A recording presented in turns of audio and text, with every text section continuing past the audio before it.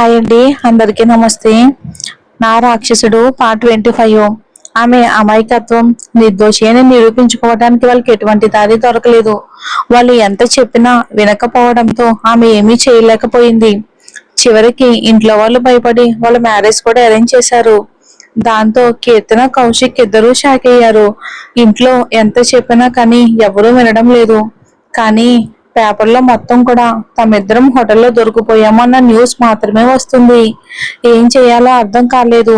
కౌశిక్ ఏమో వర్షాన్ని ప్రేమిస్తున్నాడు, కీర్తన ఏమో ఆదిత్యాన్ని ప్రేమించింది. ఇంకా వేరే దారి లేక ఇద్దరూ తప్పక బలవంతంగా పెళ్లి కొప్పుకున్నారు, తమ పెద్దవాళ్ళ పరువు కాపాడుకోవడానికని. జరిగిందైతే ఇదే, కానీ ఇవన్నీ చెప్తే ఆదిత్య నమ్ముతాడా అని ఆలోచిస్తూ ఉంది. ఆమె అలాగే ఏడుస్తూ ఏడుస్తూ నిద్రపోయింది. సడన్ గా తన మొహం మీద ఏదో పొగ వస్తున్నట్టు అనిపించి కళ్ళు తెరిచి గట్టిగా దగ్గింది. దగ్గి దగ్గి ఆమె కళ్ళల్లో కన్నీళ్ళు వచ్చేసాయి. ఎదురుగా ఆదిత్య కూర్చుని స్మోకింగ్ చేస్తున్నాడు. ఇంతవరకు నేనెప్పుడు స్మోకింగ్ చేయలేదు తెలుసా. నీకు స్మోకింగ్ అంటే పడదు అని, నచ్చదు అని, ఎలర్జీ అని. కానీ ఈ రోజు నుంచి ప్రతిరోజు నీ మొహం మీదే స్మోకింగ్ చేస్తాను, నువ్వు అలాగే దగ్గి దగ్గి చావాలి అని అన్నాడు ఆదిత్య కోపంగా. ఆదిత్య, ప్లీజ్ నేను చెప్పేది విను. నువ్వు అనుకున్నది ఏది నిజం కాదు అని చెప్పాలి అని చూసింది కీర్తన. అయినా అతడు వినలేదు. ఆమె ఎక్కడి నుంచి వెళ్ళిపోవాలి అని చూసింది, కానీ ఆదిత్య గట్టిగా ఆమె చేయి పట్టుకున్నాడు. నాకు అబద్ధం చెప్తావా అంటూ సిగరెట్తో ఆమె చేతి మీద ఇలా కాల్చాడు. కీర్తన బాధ తట్టుకోలేక గట్టిగా అరిచింది. అరు, ఇంకా గట్టిగా అరు. నేను నీకంటే చాలా ఎక్కువగా బాధపడ్డాను నీ వల్ల, ఆ కౌశిక్ గాడి వల్ల. ఆదిత్య, ప్లీజ్, నువ్వు చెప్పేదంతా నిజమే కావచ్చు, కానీ నువ్వు అనుకునేది వేరే. నా మాట విను అంటూ కీర్తన చెప్తూనే ఉంది. కానీ అసలు ఆదిత్య వినలేదు. ఆమెను తీసుకుని వెళ్ళి ఇంటి బయటకు తోసేసి అలాగే నిలబడు, రాత్రి మొత్తం ఈ చెలిలో, అప్పుడే నీకు బుద్ధి వస్తుంది అంటూ అక్కడి నుంచి వెళ్ళిపోయాడు. కీర్తన ఆదిత్య, ఆదిత్య అని అంటూ పిలుస్తూనే ఉంది. కానీ అతడు బయట చాలా చలిగా ఉంది, టూ మచ్ కోల్డ్. ఏం చేయాలో అర్థం కాలేదు కీర్తనకు. ఆదిత్య ఎంజాయ్ అని అంటూ తలుపు వేసేసి వెళ్ళిపోయాడు. ఇంకొక విషయం అంటూ తలుపు తెరిచి, ఇక్కడ నుంచి ఎక్కడికైనా పారిపోవాలి అని చూసావా, మీ ఇంట్లో వాళ్ళని చంపేస్తాను. ఇక్కడ నుంచి 1 ఇంచు కదలాలని చూసినా చూడు ఏం చేస్తాను అంటూ వెళ్ళిపోయాడు. కీర్తన ఏడుస్తూ అక్కడే ఉండిపోయింది తెల్లవారి అంతవరకు. ఇక తెల్లవారిన తర్వాత ఆదిత్య ఆమె వైపుకు చూసి నవ్వాడు. ఓ, నువ్వు ఇంకా ఇక్కడే ఉన్నావా? Good, very good. అయితే నేనంటే చాలా భయం ఉందన్నమాట. నిన్ను ఎలా చూసి నాకు చాలా అంటే చాలా హ్యాపీగా ఉంది తెలుసా అని అన్నాడు. కీర్తన మౌనంగా నిలబడింది. వెళ్ళి నీ పనులు చూసుకో అని అన్నాడు. ఆమె తన గదిలోకి వెళ్ళబోతూ ఉంటే, వెయిట్, ఈ రోజు నుంచి నువ్వు ఆ గదిలోకి వెళ్ళవు.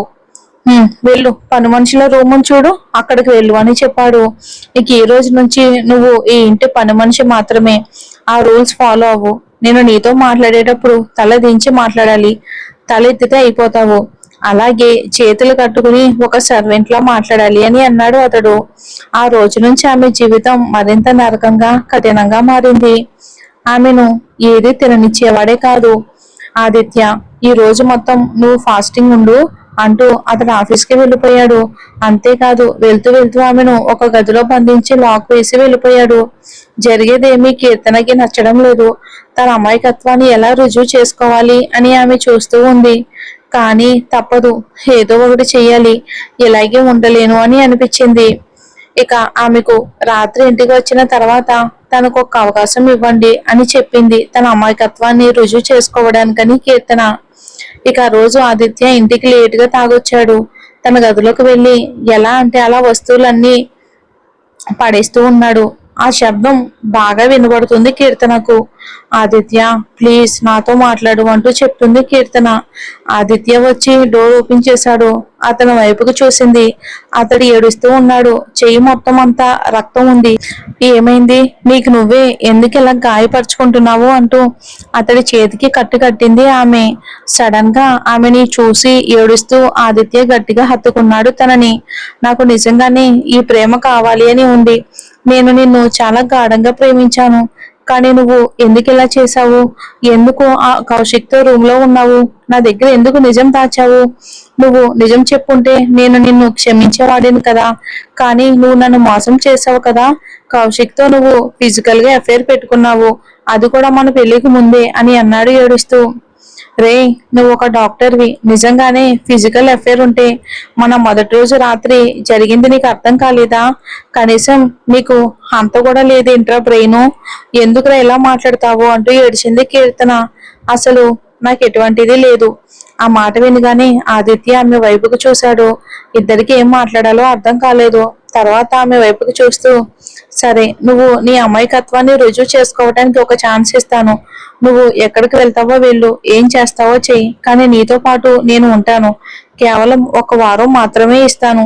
ఈ వారంలో నువ్వు నిజం ఏంటి అనేది నిరూపించాలి, లేకపోతే ఇదే టార్చర్ నీకు లైఫ్ లాంగ్ ఉంటుంది అని అన్నాడు. నేను నిజంగానే ఏ తప్పు చేయలేదు ఆదిత్య అని స్థిరంగా చెప్పింది కీర్తన.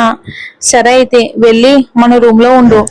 కేవలం ఈ ఒక్క వారం రోజులు మాత్రమే నువ్వు నా వైఫ్ గా. నిజం గనుక నువ్వు ప్రూవ్ చేయలేకపోతే జీవితాంతం నువ్వు నా బానిసే, గుర్తు పెట్టుకో అనేసి అతడు చెప్పి వెళ్ళిపోయాడు.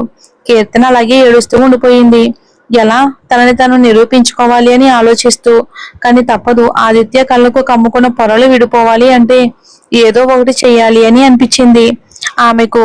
ఖచ్చితంగా తన తప్పు చేయలేదు అని ఆదిత్య ముందర పెట్టాలి. అలా ఉంటేనే అతడు మనసు ప్రేమ గెలుచుకోగలుగుతుంది, తన కాపురం నిలబడుతుంది, తన ప్రేమ నిలబడుతుంది అని థింక్ చేస్తుంది కీర్తన. ఆదిత్య చెప్పేసి వెళ్ళిపోయిన తర్వాత ఆ రూమ్ లో అలాగే కూర్చుంది. ఆమెకి ఏం చేయాలి అనేది ఏమీ అర్థం కావట్లేదు. చివరగా ఆదిత్య చెప్పిన మాటలు ఆమెకు మరింత భయాన్ని కలిగించాయి. నువ్వు కనుక నీ ఇన్నోసెంట్ ని ప్రూవ్ చేసుకోకపోతే నిన్ను ఇంతకంటే దారుణంగా నేను ట్రీట్ చేస్తాను. ఎందుకంటే నీకు నా గురించి బాగా తెలుసు అంటూ వెళ్ళిపోయాడు. ఇక అతను వెళ్ళిపోయిన తర్వాత కీర్తన ఏడుస్తూ అలాగే అక్కడే కూర్చుని కళ్ళు మూసుకుంది, ఆలోచిస్తూ ఏం చెయ్యాలా అని దారి వెతుకుతూ. బట్ తనకి ఏ దారి కూడా కనిపించడం లేదు ఆమెకు. అలానే ఏడుస్తూ ఏడుస్తూ ఎప్పుడో నిద్రపోయిందో తెలియదు. అర్ధరాత్రి పూట ఆమె చేతికి ఏదో చల్లగా తగిలితే కళ్ళు ఓపెన్ చేయాలి అని చూసింది, కానీ అలసట వల్ల ఓపెన్ కాలేదు. ఎవరో తన కాలుపైన చేతికి ఏదో రాస్తున్నారు. నిదానంగా కళ్ళు ఓపెన్ చేసి చూసింది. ఎదురుగా ఆదిత్య తన చేతికి ఆయింట్మెంట్ రాస్తూ ఉన్నాడు. అలాగే కళ్ళు మూసేసింది. ఆదిత్య ఆమెకు దగ్గరగా జరిగి ఆమె నుదుటి మీద ముద్దు పెట్టి మళ్ళీ నిద్రపోయాడు. అక్కడే నిద్రపోయిన తర్వాత కీర్తన నెమ్మదిగా కళ్ళు ఓపెన్ చేసి చూసింది. నాకు తెలుసు ఆదిత్య, నాకు తెలుసు నువ్వు నన్ను చాలా ప్రేమిస్తున్నావు అని. నా కళ్ళల్లో కన్నీళ్లు చూస్తే నువ్వు అసలు ఒప్పుకోలేవు, తట్టుకోలేవు అని. కాలిన నా చేతిని చూడగానే నువ్వు తట్టుకోలేకపోయావు. కానీ నీ ప్రేమలో నాపైన నమ్మకం కూడా ఉండుంటే చాలా బాగుండేది. నేనేం చెప్పినా నువ్వు వినడం లేదు, నన్ను అర్థం చేసుకోవటం లేదు. నాకేం చెయ్యాలో అర్థం కావట్లేదు. నిజంగానే నేను దారి వెతుకుతున్నాను. I love you Aditya, I love you so much. నా చివరి శ్వాస వరకు నిన్ను ప్రేమిస్తాను, ప్రేమిస్తూనే ఉంటాను. కానీ నీ నమ్మకం కూడా నాకు కావాలి అనుకుంది. అలాగే అనుకుంటూ ఆమె నిద్రపోయింది. ఉదయాన్నే ఆమె మొహంపై చల్లటి నీళ్లు కొట్టినట్టు అనిపించింది ఎవరో. ఉలిక్కిపడి లేచి కూర్చుంది కీర్తన. ఎదురుగా చూస్తే ఆదిత్య. కీర్తనకి ఏం చెప్పాలి అనేది అర్థం కాక అలాగే నిలబడింది. కీర్తన ఆదిత్య వైపుకు చూస్తూ, నీకు ఇంకొక ఛాన్స్ ఇస్తున్నాను, ఇదంతా ఎందుకు, హ్యాపీగా నీ పేరెంట్స్ దగ్గరికి వెళ్ళు అని అన్నాడు ఆదిత్య. కీర్తన అతడి వైపుకు చూడకుండా వేరే వైపుకు చూసింది. నాకు ఇచ్చిన మాట నిలబెట్టుకునే అలవాటు ఉంది, నేను వదలను అని చెప్పింది. నీకు నా నుంచి విముక్తి పొందాలి అని లేదా? హ్యాపీగా ఉండు. ఎందుకు ఇదంతా చెప్పు, ఈ టార్చర్ ఎంత భరిస్తావు అని అన్నాడు ఆదిత్య ఆమె వైపుకు చూస్తూ. Love you. నీ దగ్గర నుంచి దూరంగా వెళ్ళటం నా వల్ల కాదు అని చెప్పింది కీర్తన. ఆదిత్య ఇంకేమీ మాట్లాడలేదు. నాకు ఆఫీస్కి టైం అవుతుంది అని అనగానే కీర్తన పరిగెత్తుకుంటూ వెళ్ళి అతడికి కావలసినవన్నీ రెడీ చేసింది. ఆదిత్య రెడీ అయ్యి కిందకు వచ్చి బ్రేక్ఫాస్ట్ చేస్తూ ఉంటే ఎవరో వచ్చినట్టు అనిపించి ఇద్దరు తిరిగి చూశారు. ఎదురుగా కౌశిక్ ని చూడగానే ఇద్దరు ఆశ్చర్యపోయారు. నువ్వెందుకు వచ్చావు నా ఇంటికి అంటూ ఆదిత్య చాలా కోపంగా అడిగాడు. కౌశిక్ దగ్గరకు వచ్చి, ఆదిత్య ప్లీజ్ నా మాట విను, నాకు వచ్చే నెలలో పెళ్లి, మీ ఇద్దరిని ఇన్వైట్ చేద్దామని వచ్చాను, ప్లీజ్ అని అన్నాడు. అలాగే తన చేతిలో ఉన్న వెడ్డింగ్ కార్డ్ ఆదిత్యకి ఇచ్చాడు. దాన్ని చూసి ఆదిత్య ఆశ్చర్యపోయాడు. నువ్వు కీర్తన చెల్లెల్ని పెళ్లి చేసుకుంటున్నావా అంటూ. అవును, తనంటే నాకు చాలా ఇష్టం. నేను తనని ఎప్పటి నుంచో ప్రేమిస్తూ ఉన్నాను. ఎంత తొందరగా వీలైతే అంత తొందరగా మా పెళ్లి జరగాలి అని ఇంట్లో వాళ్ళంతా కూడా కోరుకుంటున్నారు అని చెప్పాడు. అదంతా కూడా మౌనంగా వింటూ ఉన్నాడు ఆదిత్య. కౌశిక్ ఆదిత్య వైపుకు చూసి, ప్లీజ్ నా పెళ్లి కూడా జరిగిపోతుంది, కీర్తనని ఇంకా బాధ పెట్టొద్దు, తను నిన్ను చాలా ప్రేమిస్తుంది అన్నాడు. ఓ, ప్రేమిస్తుంది కాబట్టి నీ అఫైర్స్ అన్ని మా దగ్గర నుంచి దాచావా అని అన్నాడు ఆదిత్య వెటకారంగా. ఏం మాట్లాడుతున్నావు ఆదిత్య అని అన్నాడు కౌశిక్ ఆశ్చర్యంగా. మీ ఇద్దరిని పోలీసులు ఎందుకు అరెస్ట్ చేశారు అని అన్నాడు ఆదిత్య. ఆ విషయం నీకు తెలిసిందా అంటూ ఆశ్చర్యపోయాడు. అది చాలా పెద్ద ట్రాప్ ఆదిత్య, ప్లీజ్ నా మాట విను. అతని విషయం ఎప్పుడో నీకు చెప్పాలి అనుకుంది, కానీ నేనే తనని ఆపాను. నువ్వు తనని తప్పుగా అర్థం చేసుకుంటావేమోనని. ప్లీజ్ తనని బాధ పెట్టకు అన్నాడు కౌశిక్ కంగారుగా. నువ్వు వచ్చిన పని అయిపోతే వెళ్ళు అన్నాడు ఆదిత్య. కౌశిక్ అతడికి ఎంత నచ్చ చెప్పాలని చూసినా ఆదిత్య వినకపోవడం. అతడు మౌనంగా వెళ్ళిపోయాడిక. కౌశిక్ వెళ్ళిన వెంటనే ఆదిత్య చాలా కోపంగా కీర్తన చేపట్టుకుని మళ్ళీ తిప్పాడు. నీకు వాడంటేనే ఎక్కువ ఇష్టం కదా, వాడు చెప్పొద్దంటే నాకు చెప్పకుండా ఆగిపోయావు, అంతేకాని నాకు చెప్పాలి అని నీకు అనిపించలేదు.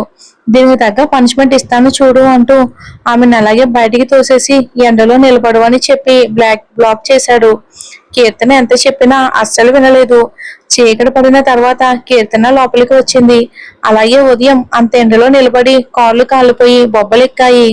అంత ఎండలో లోపలికి వచ్చిన వెంటనే ఆదిత్య తన వైపుకు చూసి డిన్నర్ ప్రిపేర్ చేయని అన్నాడు. ఇంకేం మాట్లాడకుండా కీర్తన అతడు చెప్పినట్టు చేసింది.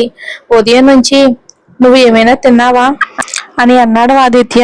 నేను తర్వాత తింటాను అని చెప్పింది కీర్తన. పక్కనే కూర్చోబెట్టుకుని తిను అన్నాడు. కీర్తన ఏమీ మాట్లాడలేదు. నేను ఆర్డర్ చేశాను, తిను అని అన్నాడు ఆదిత్య. మరి ఏం జరుగుతుందో, ఆదిత్యకి నిజం ఎప్పుడు తెలుస్తుందో వచ్చే ఎపిసోడ్లో చూద్దాం.